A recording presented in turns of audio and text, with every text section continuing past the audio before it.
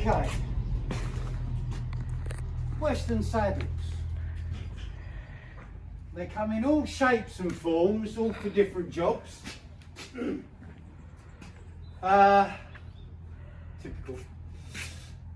Let's start off with this one. This is your basic reining type Western saddle. It's just built for normal riding, for reining obviously. It's not built to take any real stress. When I got this saddle originally, it had flank straps there, so you could put a flank cinch on it as well, so it was double rigged. But because it is rigged to the actual skirting, excuse me, there's no real strength to it. It's just there for form and decoration. Plenty of swing. This one has what they call Montana flat plate rigging on, which is just like that, and you can alter that from a full rig position to a 7/8 position if you use both rings at the same time, to a 3/4 rig if you just use the back ring. Then you move on to old trusty roping saddles like this. Now the flank cinch is obviously attached directly to the tree, that way you've got the extra strength and stability. It's a working saddle. It'll rope cattle all day, pull them about, and you won't have any problem. Try and do that with that. Although that is metal, it will pull out because it's not built for the job. You've then got different styles of roping saddle. This particular one I've had best part of 30 years, and I've used it day in, day out. Double rigged, great comfortable saddle. The next one along is what they call a wade tree type saddle. This one is actually caked, so I've got another one in the tack room, but it's a bit bigger. But again, big old horn for roping. Again, this has what they call Montana flat plate, so it's all built in, whereas this one's got the D-rings. The flank cinch is also built directly into the skirt and the tree. Okay,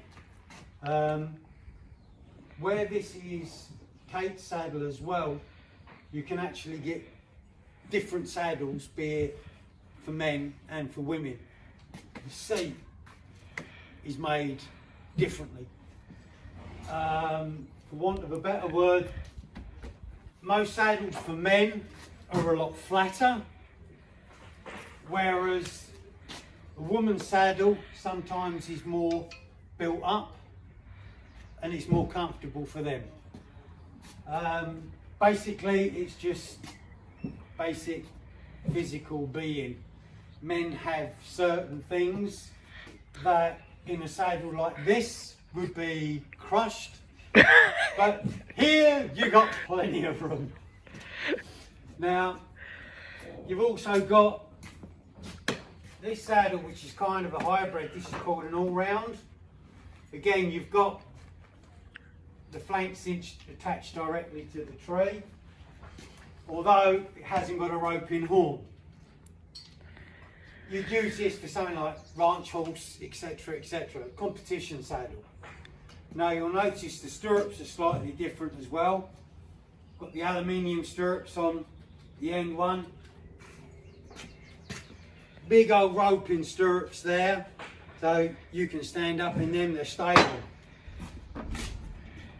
With this saddle, hello Bear, yeah, you have to get in everywhere, don't you?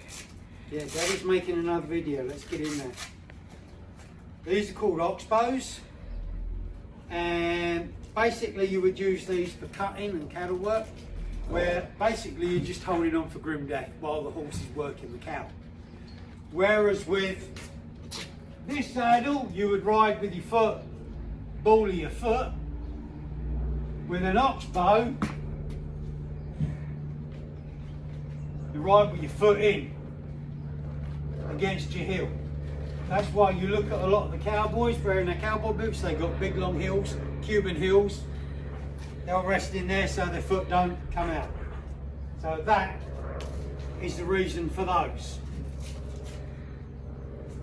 Now, obviously the other thing is weight. This one is quite a lump because it's built for strength. However, people think it's really heavy, but that much pressure is spread all over the horse's back, whereas an English saddle, you've got the bars of the saddle that run just either side of the spine, so that way the weight isn't spread over such a greater area. The only other thing is, a lot of people think, oh, built-in number. No, it's not a built-in number. It's there to protect the saddle. What you would do is you would use pads underneath. Now, a lot of people say, how do I fit a saddle? Back in the old days, a cowboy would generally not have his own horse, but he would have his own saddle. Fork settings on the front here basically come in three sizes: an A, B and C. An A being high, a B being slightly less, and C lower again. So if you have a barrel of a horse that has no withers, you can get away with the C fork. If you have something with withers, like a thoroughbred, you'd go for an A fork. That way you don't have any pressure on the withers. This is why a lot of the old time cowboys would always have an A fork saddle, because they could put it on anything that was there. You also have slightly different width fittings, but as a general rule, with as far as the pads go with the saddles, it improves the fit. You don't necessarily make the saddle fit the horse. It should fit the horse, but there's a little bit more discrepancy and playtime with it that you can't get with an English saddle a lot of the time, because of the type of pads we use. Now, this one, for example, neoprene, got a cutaway at the front, which is for the withers. So if you had a high withered horse, you would put that on. It pads the shoulder, which lifts the front of the saddle that little bit, but you haven't got all of the padding over the withers, so you're gaining space. You're making the saddle fit better because you're then not going to get the wither pressure.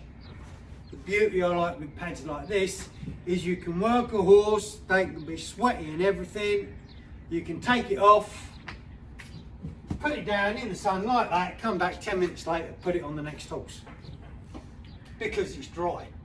Whereas if you get a saddle pad like this, sort of sheepskin, that will just get damp and wet and take an eternity to dry. But again, that one hasn't got a wither cut out on it. This one goes on Boise, Harry, who don't have withers. Or you get something like this, just felt pad, which is about an inch and a bit thick, but it has a cutaway at the withers. So again, like the neoprene, you're padding the shoulders, lifting the front of the saddle up, clearing the withers. Right.